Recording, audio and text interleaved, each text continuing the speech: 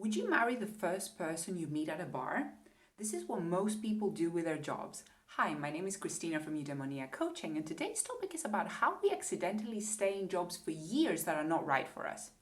This analogy came up when I was coaching a client, and she felt guilty for turning down interviews or job offers when we have actually found her purpose.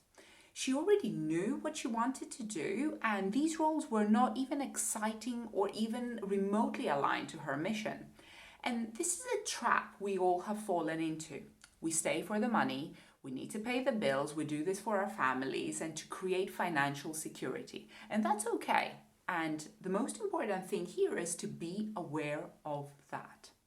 But what I notice is that most people are not aware of what their purpose is, what their mission is, what their direction is in their career. And what we try to do is we land the first job and we really try hard to make this work.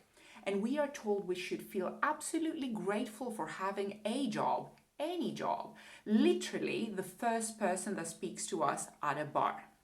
Don't mistake that job for a career, or in our analogy, they're not marriage material.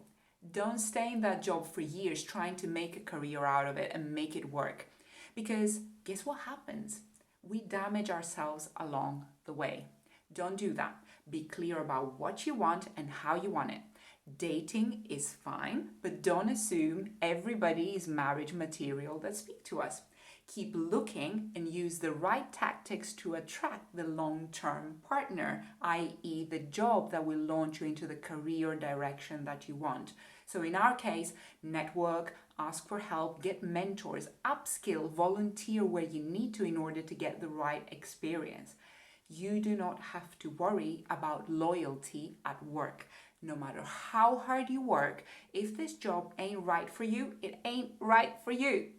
I hope this helps. Take good care and speak to you soon.